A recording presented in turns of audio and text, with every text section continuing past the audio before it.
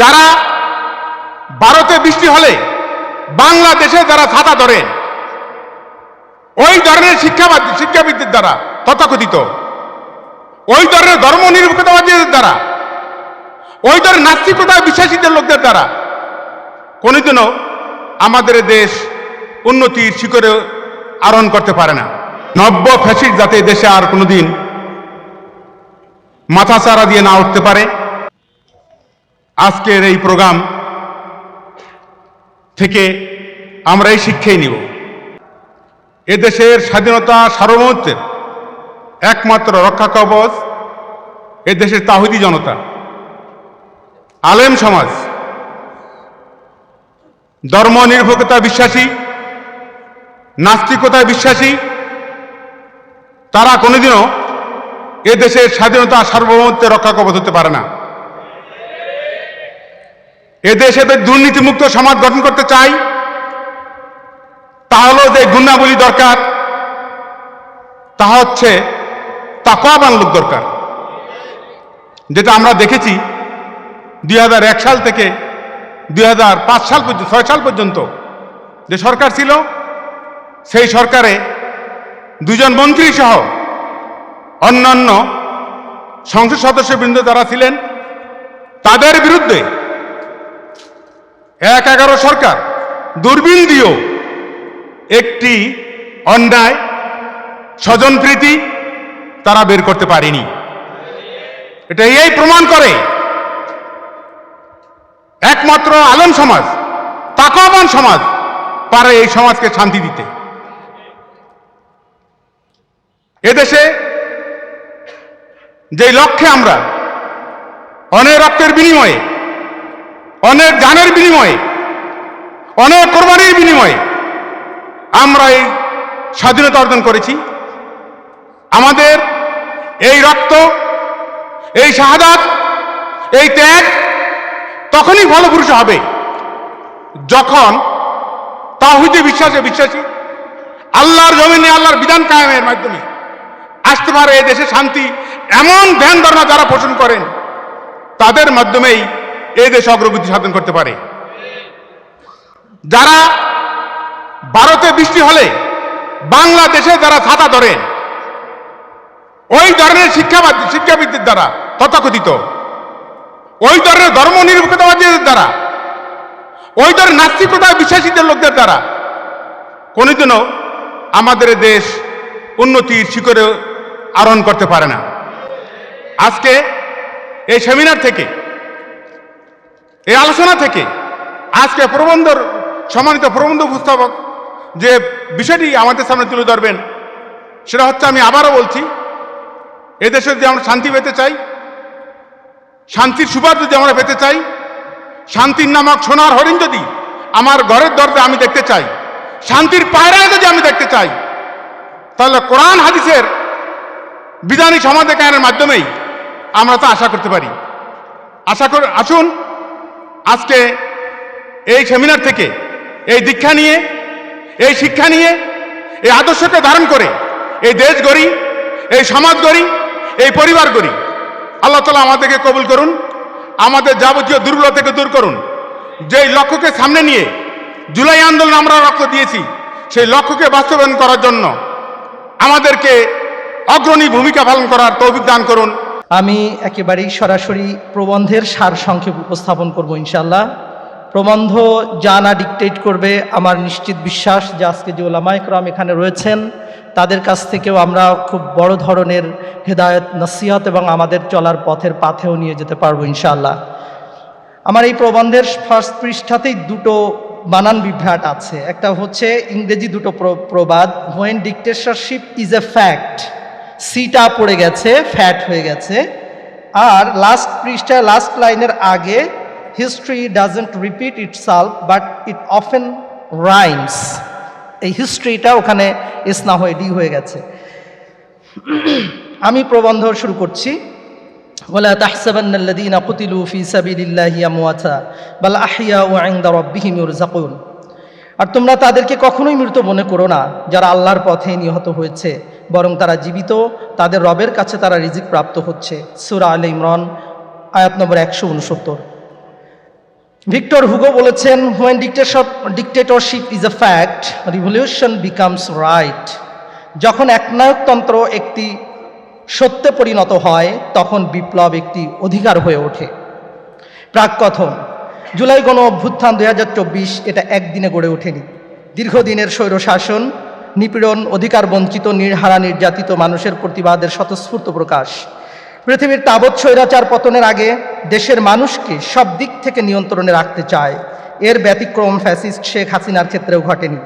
ইতিহাসের গতিধারায় ফ্রাউন, নমরুদ, হামান যেমন অপকর্মের সীমা লঙ্ঘন করেছিল, সম্রাট চতুর্দশ লুই ও তার স্ত্রীর দুঃশাসনের ফলে 1787 ফরাসি বিপ্লব এবং 1917 সালের জার নিকোলাসের অমানবিক নীতি ও রাষ্ট্র পরিচালনার ব্যর্থতায় রুশ বিপ্লব সংগঠিত হয়েছিল। এভাবে মানব ইতিহাসের বিভিন্ন পর্যায়ে সংগঠিত নানা বিপ্লব, বিদ্রোহ ও অভ্যুত্থানের কারণ খুঁজতে গেলে অবিচ্ছেদ্য অভিন্ন কিছু উপাদান দেখা মেলে, যেমন লাগামহীন দুঃশাসন, জনবিরোধী নীতি, দুর্নীতি, ফ্যাসিজম ইত্যাদি, যা একটি বিপ্লবকে ত্বরান্বিত করে। বাংলাদেশে সংগঠিত 2024 সালের অভ্যুত্থান স্বৈরশাসক শেখ হাসিনার 16 বছরের নজিরবিহীন দুর্নীতি, লুটপাট, মানুষের অধিকার হরণ, অন্যায়ভাবে মানুষ হত্যা, আলেম ওলামাদের প্রতি অত্যাচার, অবিচার, অনাচার, সামগ্রিকভাবে দেশ ও জনগণের স্বার্থবাদী অবস্থানের কারণেই এই গণ অভ্যুত্থান কেবল প্রত্যাশিতই নয়, বরং অপরিহার্য হয়ে উঠেছিল। জুলাই বিপ্লবের সাথে ইতিহাসের কোনো বিপ্লবেরই মিল নেই, তবে অনেক অত্যাচার নির্যাতনের ধরনের মিল রয়েছে।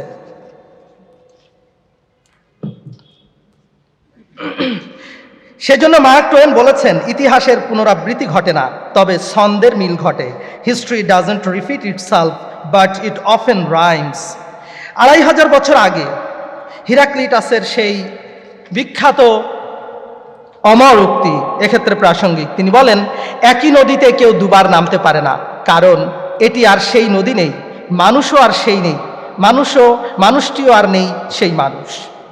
2024-এর ঐতিহাসিক গণ অভ্যুত্থানের বিশ্লেষণ করলে দেখা যায় এই বিপ্লবের ইতিহাসের অনেক বিপ্লবের কিছু ধারার সাথে মিল আছে, তবে এই বিপ্লবের সময়, মানুষ, ধরন ও সূত্র একেবারেই ভিন্ন। পৃথিবীর নানান স্বৈরশাসক তার স্বৈরাচারী শাসন প্রলম্বিত করতে পারে, তবে একসময় তার পতনের জন্য সে নিজেই মঞ্চ তৈরি করে। স্বৈরাচার শেখ হাসিনা স্বৈরশাসন স্থায়ী করার জন্য হেন পথ নেই যা সে অবলম্বন করেনি। রেগে মেগে বাংলাদেশের ছাত্র জনতাকে সর্বশেষ রাজাকার বলার সাথে সাথে স্বৈরাচারের পতন অনিবার্য হয়ে ওঠে। 2008 সালে নবম জাতীয় সংসদ নির্বাচনের মাধ্যমে ক্ষমতায় আসীন হওয়ার পর আস্তে আস্তে স্বৈরাচার হিসাবে আবির্ভূত হতে থাকে শেখ হাসিনার সরকার। তারা আস্তে আস্তে ধ্বংস করে সংবিধান প্রদত্ত মৌলিক মানবাধিকারের সকল সূচক। 2014 সালে একতরফা নির্বাচনে পুনরায় ক্ষমতায় এসে মানবাধিকারের সকল সূচক ভুলুণ্ঠিত করার সকল আয়োজন তারা শুরু করে এবং 2022-এর নির্বাচনের পর তার চূড়ান্ত দৃশ্য মঞ্চায়িত হয়। ফ্যাসিজমের ডালপালা চতুর্মুখী বিস্তার করার জন্য ছাত্রছাত্রীদের মনোভাবকে উপেক্ষা করে নিজেদের লোকজনকে অন্যায় সুবিধা দেওয়ার জন্য কোটার পরিধিকে ক্রমাগত বৃদ্ধি করে, এক পর্যায়ে 56% নিয়ে যায়। ছাত্ররা হতে থাকে নিজ দেশে চাকরিহীন এবং কর্মহীন। 2018 সালে ছাত্ররা এর বিরুদ্ধে আন্দোলন শুরু করে। ছাত্ররা কোটার যৌক্তিক সংস্কার দাবি করে, কিন্তু ফ্যাসিস্ট সরকার রেগেমেগে গোটা কোটা প্রথাকেই বাদ দিয়ে দেয়, যা একটি ছলনাই ছিল। 2024-এ ক্ষমতায় আসার পর প্রতিটা স্বৈরাচার আওয়ামী লীগ ছাত্রদের নিয়ে ছিনিমিনি খেলতে থাকে। পতিত স্বৈরাচার আওয়ামী লীগ ছাত্রদের নিয়ে ছিনিমিনি খেলতে শুরু করে। তারা 5 জুন হাইকোর্টের সরকারি দপ্তর, স্বায়ত্তশাসিত ও আধা স্বায়ত্তশাসিত প্রতিষ্ঠান ও বিভিন্ন কর্পোরেশনের চাকরিতে সরাসরি নিয়োগের ক্ষেত্রে কোটা বাতিলের পরিপত্র অবৈধ ঘোষণা করে। ফলে বিভিন্ন বিশ্ববিদ্যালয়ে বিক্ষোভ শুরু হয়। 4 জুলাই সুপ্রিম কোর্টের আপিল ছাত্রদের কোটা বিরোধী অবস্থানের যতটুকু প্রত্যাশা ছিল তাও শেষ হয়ে যায়। 6 জুলাই শিক্ষার্থীরা ডাক দেয় বাংলা ব্লকেট কর্মসূচি। নবতর এই কর্মসূচি জনমানুষের মনোযোগ আকর্ষণ করে। ছাত্রদের এই আন্দোলন নানানভাবে দমনের জন্য ফ্যাসিস্ট শেখ হাসিনার পুলিশ বাহিনী বিভিন্ন জায়গায় ছাত্রদের প্রতি অতর্কিত ও অমানবিক আচরণ করে। এই অবস্থায় ফ্যাসিস্ট শেখ হাসিনা চায়না সফরে যায়। চীন সফর থেকে এসে চাটুকার এক সাংবাদিকের প্রশ্নের জবাবে শেখ হাসিনা বলে, মুক্তিযুদ্ধের নাতিপুতিরা চাকরি পাবে না, তাহলে কি রাজাকারের নাতিপুতিরা চাকরি পাবে? অযাচিত এই মন্তব্য ছিল আন্দোলনের অন্যতম মোড় পরিবর্তনকারী বিন্দু। এর প্রতিবাদে সেদিন শিক্ষার্থীরা স্লোগান দেয়, তুমি কে, আমি কে, রাজাকার রাজাকার। কে বলেছে স্বৈরাচার স্বৈরাচার। বিশ্ববিদ্যালয় ক্যাম্পাসে উচ্চারিত স্লোগান সাগরের ঢেউয়ের মতো দেশের ক্যাম্পাসে ক্যাম্পাসে ছড়িয়ে পড়ল। হাসিনা আরও স্বৈরাচার হয়ে উঠল। 15ই জুলাই ঢাকা বিশ্ববিদ্যালয়ের আজু ভাস্কর্যতের প্রতিবাদে যথারীতি কর্মসূচি শুরু হয়। সে সময় স্লোগান ছিল, আমি কে, তুমি কে, রাজাকার রাজাকার, কে বলেছে স্বৈরাচার স্বৈরাচার, চেয়েছিলাম অধিকার, হয়ে গেলাম রাজাকার। এসব কর্মসূচি চলার প্রাককালে ঢাকা বিশ্ববিদ্যালয়ের উপরে হামলে পড়ে স্বৈরাচার খুনি হাসিনার টোকাই সন্ত্রাসী ছাত্রলীগ বাহিনী। তারা ঢাকা মহানগর, গাজীপুর মহানগর এবং মিরপুর বাংলা কলেজ সহ বিভিন্ন জায়গা থেকে এসে নৃশংসভাবে ছাত্রছাত্রীর উপরে হামলা চালায়। 15ই জুলাই প্রায় 3 শতাধিক ছাত্রছাত্রী আহত হয় ঢাকা বিশ্ববিদ্যালয়ের। এই হামলার প্রতিবাদে বাংলাদেশের সকল বিশ্ববিদ্যালয় সহ বড় বড় শহরে প্রতিবাদ এবং বিক্ষোভ হয়। এই বিক্ষোভে শহীদ হয় হৃদয় তারুয়া, সৈকত রিয়াগোপ, ছাত্র ফারহান ফায়াজ, রিক্সাচালক বকুল মিয়া, মাসুম বিল্লাহ, ইমন গাজী, ইমরান বাবুর্চি। তাদের মৃত্যুর মাধ্যমে এই আন্দোলন আর ছাত্রদের ভেতরে সীমাবদ্ধ থাকে না, সকল মানুষের ভেতরে ছড়িয়ে পড়ে। এরই ধারাবাহিকতায় 18ই জুলাই ঘোষিত হয় 9 দফা দাবি। সরকার কোনো কিছুই নিয়ন্ত্রণ করতে না পেরে 21শে জুলাই রবিবার 7% কোটা বরাদ্দ রেখে রায় প্রদান করে।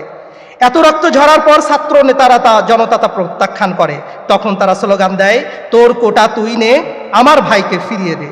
1 দফা 1 দাবি, কোটা নট কাম ব্যাক। দফা 1 দাবি 1, কোটা নট কাম ব্যাক। এভাবে আন্দোলনের এক পর্যায়ে সরকার গণহত্যা শুরু করে, ইন্টারনেট বন্ধ করে দেয়, সমন্বয়কদের গুম করে আন্দোলন বানচাল করার সর্বোচ্চ চেষ্টা অব্যাহত রাখে। ছাত্র জনতা তাদের প্রতিরোধ অব্যাহত রাখে। এই প্রতিবাদের ধারা যে কত শক্ত এবং সীসাঢালা প্রাচীরের ন্যায় তা প্রকাশ পায় পুলিশের বক্তব্যে। এক পর্যায়ে ফ্যাসিস্ট স্বরাষ্ট্রমন্ত্রীকে এক পুলিশ সদস্য বলে, গুলে লাশ নামানো লাগছে স্যার, গুলি মরে একটা, আহত হয় একটা, একটাই যায় স্যার, বাকিটি যায় না। এটা হলো স্যার সবচেয়ে বড় আতঙ্কের এবং দুশ্চিন্তার। স্বরাষ্ট্রমন্ত্রীর উদ্দেশ্যে বলা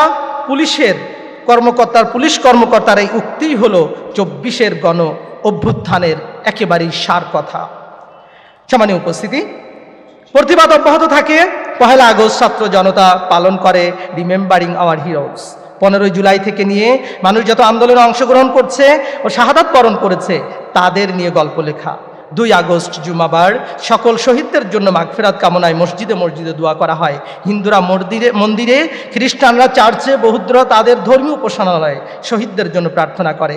4 আগস্ট থেকে শুরু হয় সর্বাত্মক অসহযোগ আন্দোলন এবং 15টি নির্দেশনা দেওয়া হয়। কর্মসূচির বৈচিত্র্যে 5 আগস্ট শাহবাগে শ্রমিক জনতার সমাবেশ, 6 তারিখ ঢাকা অভিমুখে লং মার্চের কর্মসূচি ঘোষণা হয়। কিন্তু ফ্যাসিস্ট হাসিনা যেভাবে মানুষের জীবন হরণ করতে থাকে সেটাকে মাথায় নিয়ে ছাত্র জনতা ওই সকল কর্মসূচি বাতিল করে 5 তারিখেই ঢাকা অভিমুখে লং মার্চের ঘোষণা দেয়। ঢাকার সকল প্রবেশ পথ, যাত্রাবাড়ি, শনিরাকড়া, মোহাম্মদপুর, উত্তরা ও রামপুরা সহ সকল স্থানে লাখো মানুষের উপস্থিত হয়ে কারফিউ ভেঙে মিছিল নিয়ে অগ্রসর হয়, যার গন্তব্য শাহবাগ থেকে গণভবন। স্বৈরাচার ফ্যাসিস্ট হাসিনার 16 বছরে গড়ে তোলা প্রাসাদ 16 সেকেন্ডে ধসে পড়ে, কাপুরুষের মতো পালিয়ে যায়, রেখে যায় এর ক্ষত যা পূরণ হবার নয়। জনগণ খুশিতে আত্মহারা হয়ে যায়, কেউ ক্রন্দন করে, কেউ সেজদারত। দুপুর 2টোর দিকে শেখ হাসিনা চূড়ান্তভাবে পালিয়ে যায়। অনেকেই বাচ্চার মতো কান্না করতে থাকে, বলতে থাকে পালাইছে পালাইছে, শেখ হাসিনা পালাইছে। অবশেষে একটি সফল অভ্যুত্থানের মাধ্যমে বাংলাদেশ এক নতুন স্বাধীনতা লাভ করে। সম্মানীয় ভাইরা, সম্মানীয় উপস্থিতি, এটা হলো পুরো একটা ঘটনার সামারি। এরপরের অংশ হচ্ছে আমার সময় মতো ইনশাল্লাহ আমি শেষ করে দিব, জুলাই অভ্যুত্থানে মাদ্রাসা, ছাত্র, শিক্ষক ও আলেম সমাজের ভূমিকা। আমরা এখান থেকে একটু মৌলিক পয়েন্টসগুলো বলবো ইনশাল্লাহ, বা এর আগেও আমি শেষও করতে পারবো হয়তো। দেখি, আমরা বিপ্লবকে যদি রিভিজিট করি, সকল পর্যায়ের মানুষের রক্ত সাগরের উপর দাঁড়িয়ে এই অভ্যুত্থান।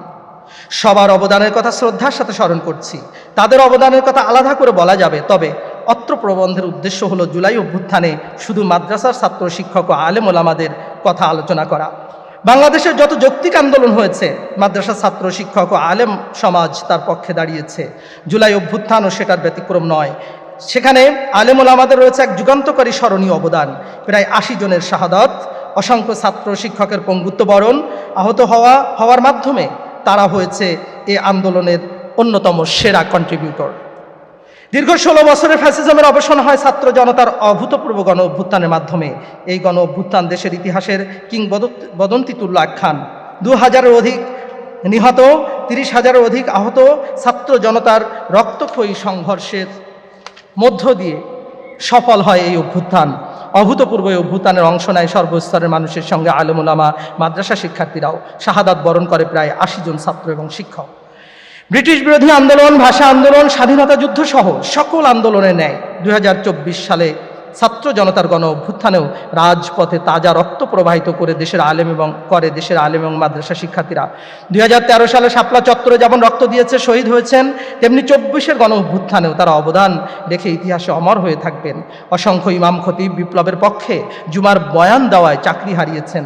অসংখ্য আলেম ওলামা যেমন মাদ্রাসার চাকরি হারিয়েছেন, তেমনি শারীরিকভাবে হয়েছেন নিগৃহীত। তারপরেও থেমে যায়নি তাদের আন্দোলনের গতিধারা।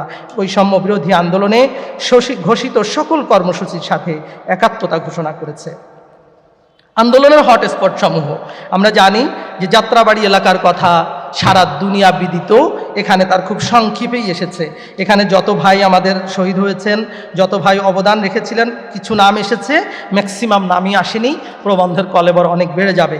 তো যাত্রাবাড়ি এই সকল আমাদের জুলাই আন্দোলনের বড় ধরনের একটি স্টেক হোল্ডারের জায়গা এবং আমাদের অবদান রাখার জায়গা। বাড়িধারা সেম, এবং এখানে কওমি মাদ্রাসা, তামিরুল মিল্লাত মাদ্রাসা সহ অসংখ্য মাদ্রাসা অবদান রয়েছে। বাড়িধারায় এখানে খুব বড় কিছু কথা এসেছে যে বাড়িধারার যিনি উস্তাদ মাদ্রাসার সকল কিছুকে ওপেন করে দিয়েছেন। বাড়িধারায় যাতে সেখানে হাজার হাজার লিটার পানি এবং খাবার বিতরণ করেছেন, পানীয় বিতরণ করেছেন। মাদ্রাসার যত রকমের ওয়াশরুম টুম ছিল, রেস্ট করার জায়গা ছিল, সবগুলোই তিনি ওপেন করে দিয়েছেন। এভাবে বাড়িধারা, ওখানে আলিয়া মাদ্রাসা কম, আমাদের কওমি ভাইয়েরা, কওমি আসাতেজাগণ অবিরামভাবে কষ্ট করে অবদান রেখেছেন। সেখানে শাহাদাতের সংখ্যাটা একটু পরে আসছে। বিএনএস সেন্টার উত্তরা, এই জায়গাটাও আমরা জানি এই ঢাকা শহরের শাহাদাতের আরেকটা মার্কাজ। সেখানে কওমি মাদ্রাসার পাশাপাশি গাজীপুর, টঙ্গী যে তামিরুল মিল্লাত মাদ্রাসা সহ ওই আশপাশে যত মাদ্রাসা আছে সেখানের ছাত্ররা ওখানে এসে যুক্ত হয়েছেন। আমি এখানে একজন ছাত্রের কথা একটু উল্লেখ করেছি। সে তখনকার সময় তামিরুল মিল্লাতের ভিপি ছিল। সে বলেছে এখানে যে একজনের হয়তো চোখ বা অসংখ্য লাশ সে দেখেছে পড়ে থাকতে, অসংখ্য ভাই আহাজারি করছে, কিন্তু একজন যে ধরে তাকে হসপিটালে নিয়ে যাবে সে অবস্থাও ছিল না। সে এভাবে বলেছে যে এক ভাইকে রিকশায় তুললে সেই ভাইয়ের রক্তের প্রতিশোধ নিতে আবারও সামনে সারিতে এসে দাঁড়িয়ে যায় কত তাজা প্রাণ।